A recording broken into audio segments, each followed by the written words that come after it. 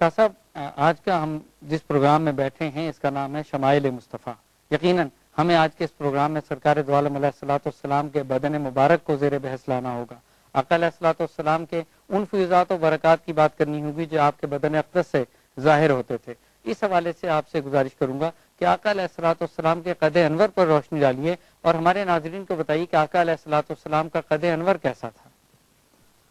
سبحان اللہ۔ اللہ رب العالمین نے خود آپ کے قد مبارکہ کی جو تعریف فرمائی ہے، فرمایا الذی یراک حین تقوم وتقلبک فی الساجدین۔ محبوب جب تو قیام کرتا ہے، کھڑا ہوتا ہے، تو تیرا رب تجھے دیکھ رہا ہوتا ہے۔ اللہ وتقلبک فی الساجدین، اور جو تو سجدے کی طرف منتقل ہوتا ہے۔ اور تفسیر حضرت عبداللہ ابن عباس کہ جب تو اپنے والدین کی پشتوں میں منتقل ہو رہا تھا تو تیرا رب تو تجھے اس وقت بھی دیکھ رہا تھا۔ احادیث جامع ترمذی کے اندر موجود ہے کہ جب سید عالم صلی اللہ علیہ وسلم کے وجود مسعود اور آپ کے قد مبارک کے متعلق بیان فرمایا گیا کہ آپ کا قد نہ زیادہ لمبا اور نہ زیادہ قد، بلکہ جو اعتدال کا قد ہوتا ہے اسی طرح تھا، معتدل قد تھا۔ لیکن سید عالم صلی اللہ علیہ وسلم جب کئی لوگوں میں کھڑے ہوتے اور کہیں سے تشریف لاتے تو سیدنا علی کرم اللہ وجہ کریم کا یہ قول ہے کہ جب حضور دور سے آتے تو دیکھنے والے پر ان کا رعب طاری ہو جاتا، اور جب سرکار قریب آ جاتے تو وہ آپ کی محبت میں گرفتار ہو جاتے۔ سید عالم صلی اللہ علیہ وسلم چند لوگوں میں کھڑے ہوتے اور تشریف لاتے تو آپ تمام لوگوں کے اندر سب سے دراز قد نظر آتے، سب سے بالکل گویا کہ آویزہ نظر آتے، نمایاں نظر آتے۔ اور سرکار علیہ السلام کی شخصیت مبارکہ ایسی تھی کہ صحابہ کرام علیہ رضوان کہتے ہیں کہ جب فتح مکہ کا سلسلہ ہوا، جب حضور علیہ السلام تشریف لائے تو چند وہ لوگ جو دار اسلام سے بھی وابستہ نہ ہوئے تھے انہوں نے دور سے حضور علیہ السلام کو سب سے پہلے دیکھ لیا اور چند کلمات حضور کے بارے میں کہے تو سرکار علیہ السلام کی قد کے ساتھ سماعت یہ تھی کہ تمام مورخین نے اس بات کو لکھا کہ حضور علیہ السلام بیت اللہ سے مڑ کر جہاں اس وقت دروازہ ہے، دروازے کی سیدھ میں جو ایک طرف مروہ اور ایک طرف گویا کہ باب عرفہ، اس درمیان کی وہ گھاٹی ہے، سرکار تشریف لاتے ہیں اور تشریف لا کر اس شخص سے کہتے ہیں جن کا نام اسید بن خدیر ہے، اور ان سے کہتے ہیں کہ تم یہ بتاؤ مجھے کہ تم یہ بات کر رہے تھے؟ انہوں نے کہا جی ہاں میں یہ بات کر رہا تھا۔ کہا کہ یا رسول اللہ آپ کو یہ بات کس نے بتا دی؟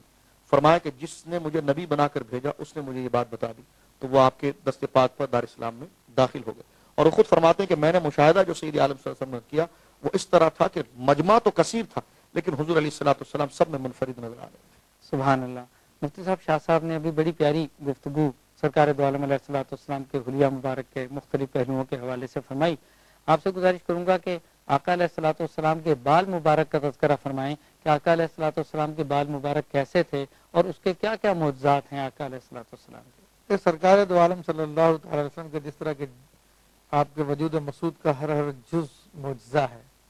اور لوگوں کو حیران کرنے والا ہے، اسی طرح آپ کے منہ مبارکہ کی شان تھی۔ ایک صحابی رسول صلی اللہ علیہ وسلم نے جب آپ کو چاندنی رات میں سرخ حلے میں دیکھا تو آپ علیہ الصلوۃ والسلام کے منہ مبارکہ کا ذکر کرتے ہوئے کہا کہ ان سے زیادہ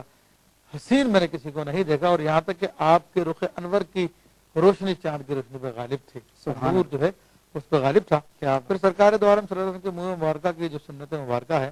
آپ علیہ الصلوۃ والسلام نے ہمیشہ زلفیں رکھی، اور زلفیں جو ہے آپ کی کبھی کانوں کے لو تک ہوا کرتی تھی اور کبھی کاندھے تک ہوا کرتی تھی اور کبھی نصف کان تک ہوا کرتی تھی۔ یہ سرکار دو عالم صلی اللہ علیہ وسلم کا انداز مبارکہ تھا زلفوں میں۔ پھر سرکار دو عالم صلی اللہ تعالیٰ علیہ وسلم نے اپنی امت پہ یہ احسان بھی فرمایا کہ آپ نے مختلف مواقع پر اپنے منہ ہائے مبارکہ کو لوگوں میں تقسیم فرمایا، صحابہ کو تقسیم فرمایا، کیا بات، اور وہ تقسیم ایسا فرمایا کہ قیامت تک انشاءاللہ تبارک و تعالیٰ یہ سلسلہ لوگوں کے پاس وہ منہ مبارکہ محفوظ رہیں گے، اور آج بھی لوگوں کے پاس محفوظ ہیں۔ اور ان منہ مبارکہ کی خاص بات یہ ہے کہ وہ ان میں حیات پائی جاتی ہے۔ اللہ خود میں نے دیکھا کہ سرکار ایک شخص کے پاس، اس نے مجھے بتایا کہ میرے پاس صرف یہ ایک بال تھا، منہ مبارکہ تھا، تو اب میرے پاس کئی سالوں سے الحمدللہ بھی گچھی کی صورت اختیار کر چکا ہے، اس میں باقاعدہ شاخیں نکلتی رہتی ہیں۔ پھر سرکار دو عالم صلی اللہ علیہ وسلم کے منہ مبارکہ کی برکت یہ ہے کہ جب اس کو دھوپ میں کیا جاتا ہے تو اس پہ بادل سایہ کر دیتا ہے۔ حضرت خالد بن ولید رضی اللہ عنہ کا واقعہ آتا ہے کہ ایک جنگ میں آپ دشمن کے سامنے نبرد آزما ہے، تلوار سے لڑ رہے ہیں، اچانک آپ جنگ کو چھوڑ کر جو ہے کچھ تلاش کرنے لگ جاتے ہیں، اور اپنے لوگ پوچھتے تو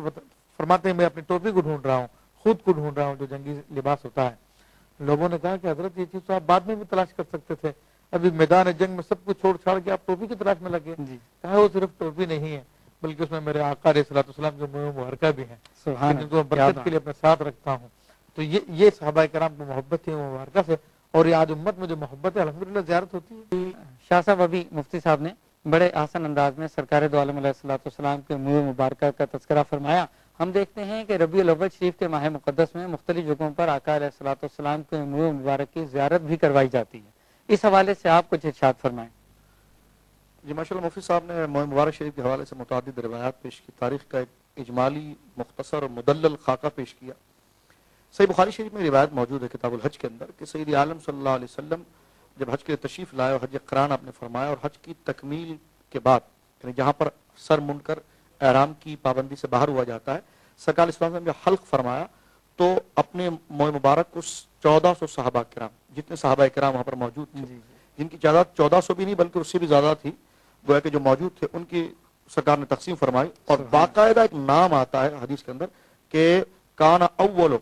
کہ سب سے پہلے جو تھے وہ حضرت ابو طلحہ تھے رضی اللہ تعالیٰ عنہ، جنہوں نے منہ مبارک شریف سرکار علیہ السلام کا حاصل فرمایا. سبحان اسی بخاری شریف کے اندر آگے چلتے ہیں جب ان ابواب سے ہوتے ہوئے تو ام المومنین ہماری ماں حضرت ام سلمہ رضی اللہ تعالی عنہا کا یہ معمول نظر آتا ہے کہ آپ کے پاس سید عالم صلی اللہ علیہ وسلم کا منہ مبارک شریف تھا، جو آپ نے فرمایا کہ وہ یعنی منہ مبارک شریف جو تھا اس کو آپ نے ایک برنی نما شے کے اندر رکھا ہوا تھا. اور اس تمام محدثین نے اس حدیث پاک کی شرح میں لکھا کہ صحابہ کرام علیہ مردوان میں جب کوئی بیمار ہو جاتا تو وہ آپ کی خدمت میں حاضر ہوتے، اور حدیث کے اندر بھی موجود ہے کہ آپ وہ بال کو لے کر پانی میں ڈبوتی اور مریضوں کو پلاتی. تمام محدثین نے جو بخاری کی شرح کی انہوں نے لکھا ہے وکان الناس یشتشفون بها للمرضى، کہ تمام جو صحابہ کرام تھے وہ اپنے مریضوں کو لے کر آتے اور وہ پانی جو منہ مبارک شریف میں جو ڈبویا گیا تھا وہ پانی پلاتے تو اللہ رب العالمین انہیں گویا کہ شفا عطا فرماتا. قبلہ مفتی صاحب نے بڑی خوبصورت جگہ پر اشارہ فرمایا کہ منہ مبارک شریف بڑھتا ہے، اور یہ یقیناً مشاہدے کے اندر موجود ہے کہ ایک منہ مبارک شریف اگر کسی کے پاس تشریف فرما ہے تو اس کے اندر سے شاخیں نکلتی ہیں. سبحان یہ سید عالم صلی اللہ علیہ وسلم کی حیات پر میں سمجھتا ہوں کہ ایک بڑی روشن دلیل ہے. واہ واہ کیا اب آپ دیکھیے کہ سید عالم صلی اللہ علیہ وسلم جو کھجور کے تنے کو جو کٹ چکا تھا وہ سوکھ چکا تھا، لیکن جب آپ کا جسد مسعود اس پر لگا تو اس کے اندر بھی حیات پیدا ہوگی اور وہ حضور کے فراق میں رونے لگا. بخاری کے اندر موجود ہے، اور سنن دارمی میں تو یہ پوری ایک باب باندھ کر متواتر کئی حدیثیں وہاں پر نقل کی گئی ہیں. تو اب آپ دیکھیں خوش تنا حضور سے جڑنے کی وجہ سے اس میں حیات آ گئی. تو حضور کا وجود مسعود اس قدر گویا کہ حیات کا منبع ہے کہ کسی بے جان چیز سے چھو جائے تو اس میں حیات آتی ہے. تو شعر مبارک حضور کا منہ مبارک تو یہ حضور کے جسم کا حصہ ہے، تو اس میں حیات کس کمال پر ہوگی. ایک بات میں مزید یہاں پر عرض کروں منہ مبارک شریف کی تعظیم کے حوالے سے. سیدنا امام احمد بن حنبل رضی اللہ تعالیٰ عنہ، مفتی صاحب نے سیدنا خالد بن ولید کا قول پیش کیا اور آپ کا عمل پیش کیا جو صحابی رسول ہیں. یہ تبرک کے حوالے سے بہت مضبوط دلیل ہے. سیدنا امام احمد بن حنبل رضی اللہ تعالیٰ عنہ کے احوال کو میں نے پڑھا تو دیکھا کہ جب وہ فتنہ کھڑا ہوا کہ جب لوگ جو ہے کہ خلق قرآن کا مسئلہ اٹھا رہے تھے اور اس وقت آپ پر سخت سزائیں لگائی گئیں، اور جو فتنہ جو ہے کہ خلق قرآن کا کھڑا ہوا تو آپ اس طرف تھے کہ اللہ رب العالمین کا یہ کلام ہے اور غیر مخلوق ہے، اس کی پاداش میں آپ کو سزا دی گئی. آپ سے پوچھا آپ کے بعد میں شاگردوں نے کہ یہ آپ کا وقت جیل کے اندر کیسے گزرتا تھا. سبحان اللہ. آپ فرماتے ہیں کہ سید عالم صلی اللہ علیہ وسلم کا منہ مبارک میرے گریبان میں سیا ہوا تھا. جب رات کے وقت مجھے وحشت بڑھ جاتی اور وہ قید و بند کی صحبتیں مجھے پریشان کرنا شروع کرتی تو میں حضور علیہ الصلوۃ والسلام کو منہ مبارک نکالتا اور حضور کی بارگاہ میں درود پیش کرتا اور اس کو بوسہ لے کر اپنی آنکھوں پر رکھتا تو اللہ رب العالمین میرے دل میں تسکین اتارتا، سکینہ اتارتا. تو یہ متواتر طور پر گویا کہ امت کے اندر یہ رائج رہا ہے. یقیناً ربیع الاول شریف میں جو لوگ یہ کرتے ہیں وہ بہت بڑے خوش بخت ہیں کہ جنہیں اللہ رب العالمین نے یہ سعادت عطا فرمائی. بس ہمیں تعظیم کے ساتھ اور اعتدال کے ساتھ اسے آراستہ کرنا چاہیے. سبحان اللہ. معزز ناظرین، آج کے اس پروگرام میں ہمیں سرکار دو عالم علیہ الصلوۃ والسلام کے جو حسین تذکرے ملے،